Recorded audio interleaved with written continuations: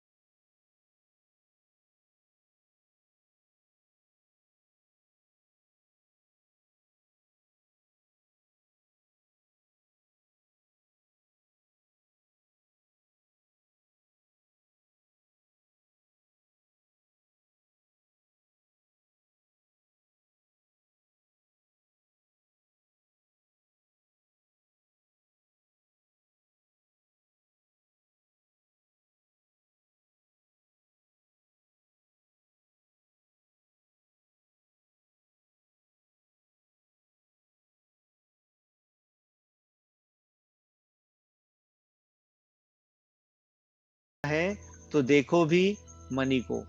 फिर जो यह कंप्लेन है, वह बदल कर कंप्लीट हो जाएगी। सिर्फ बुद्धि की परख से कहाँ कंप्लेन, कहाँ कंप्लीट, रात दिन का फर्क है। लेकिन सिंधी भाषा में लिखेंगे तो सिर्फ 2 बिंदियों का फर्क है। यहाँ भी ऐसे है, 2 बिंदी, एक स्वयं की, एक बाप दादा की।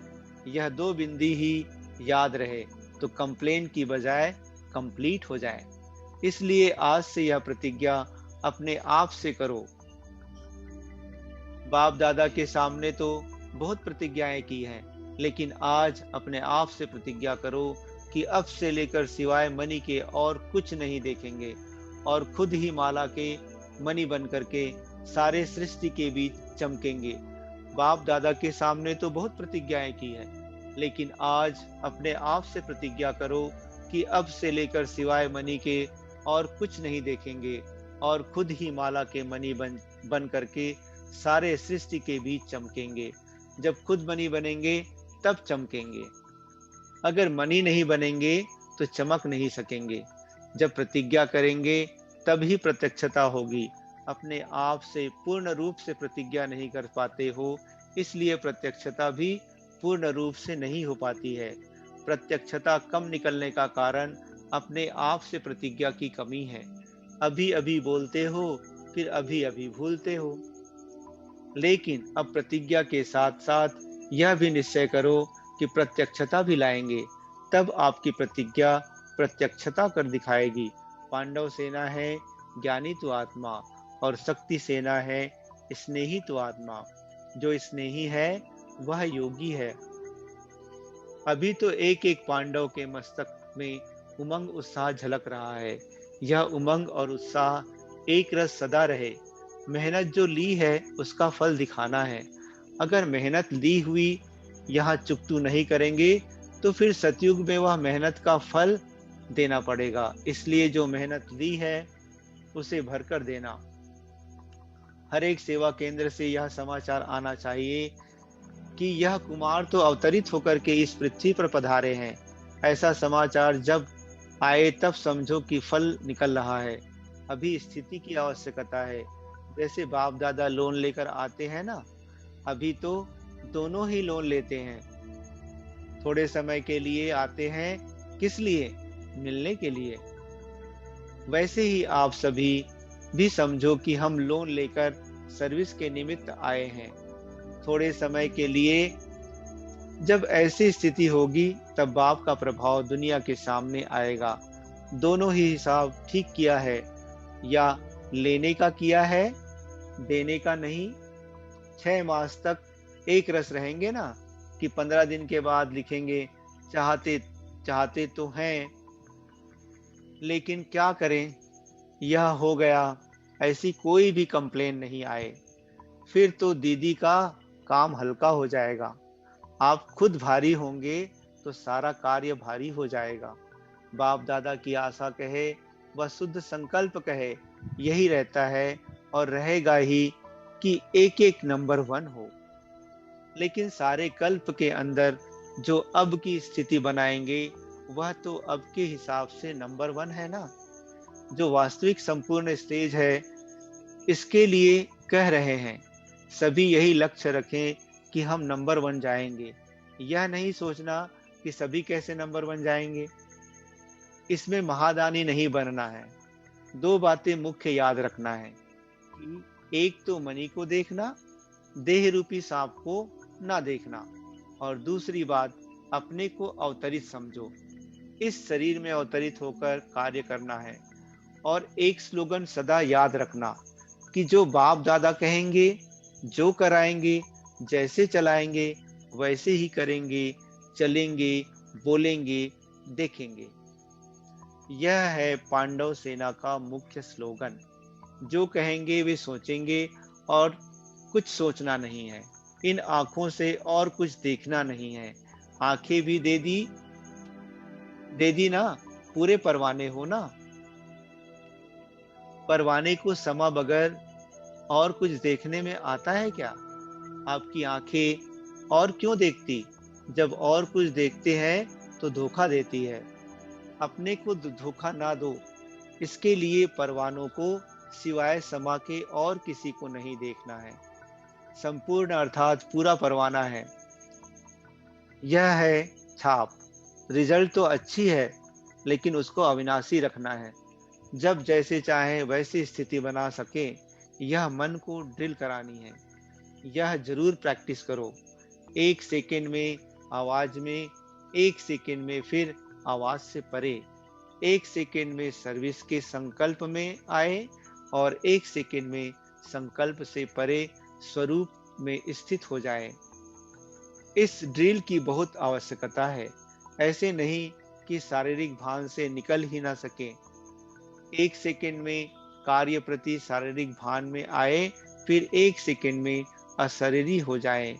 जिसकी यह ड्रिल पक्की होगी वह सभी परिस्थितियों का सामना कर सकते हैं।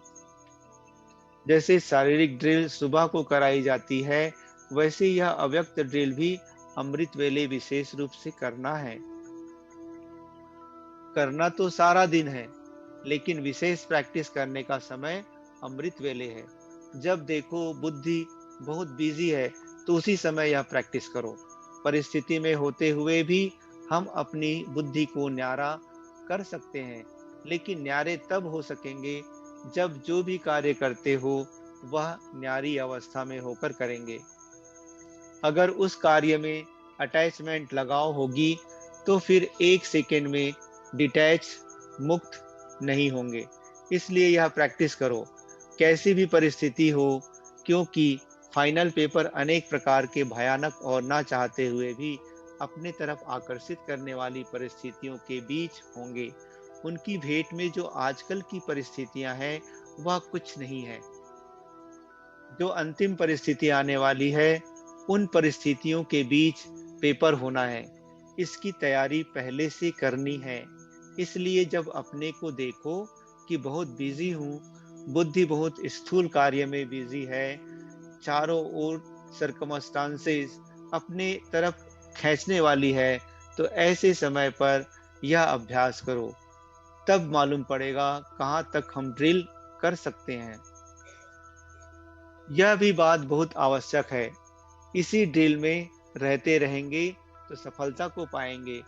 एक एक सब्जेक्ट की नंबर होती है। मुख्य तो यही है। इसमें अगर अच्छे हैं तो नंबर आगे ले सकते हैं। अगर इस सब्जेक्ट में नंबर कम है तो फाइनल नंबर आगे नहीं आ सकते। इसलिए सुनाया था कि ज्ञानी तो आत्मा के साथ में स्नेही भी बन रहा है। जो स्नेही होता है वह स्नेह पाता है। जिससे ज्यादा स्नेह होता है तो कहते हैं यह तो शुद्ध बुद्ध ही भूल जाते हैं। शुद्ध बुद्ध का अर्थ ही है अपने स्वरूप की जो स्मृति रहती है वह भी भूल जाते हैं। बुद्धि की लगन भी उसके सिवाय कहाँ नहीं हो। ऐसे जो रहने वाले होते उनको कहा जाता है स्नेही। इस ग्रुप का विशेष गुण यही है कि सभी बातों को सीखने और धारण करने और आगे के लिए भी अपने को उसमें चलाने के लिए चात्रक हैं। चात्रक बने हो, लेकिन साथ में चरित्रवान भी बनना है। चात्रक है, यह इस ग्रुप की विशेषता है, लेकिन चात्रक का कार्य होता है उसके प्यासी रहना। यह चित्र चरित्र में देखे तब फिर चात्रकों के साथ में पात्र भी कहेंगे। अभी चात्रक तो है, फिर रिजल्ट आने के बाद दो टाइटल मिलेंगे। अभी चात्रक हैं, फिर विजय माला के नजदीक आने के पात्र भी होंगे। जो स्लोगन सुनाया और जो भट्टी की छाप सुनाई उनको कायम रखेंगे तो दोनों ही गुण आ जाएंगे। अच्छा, ओम शांति।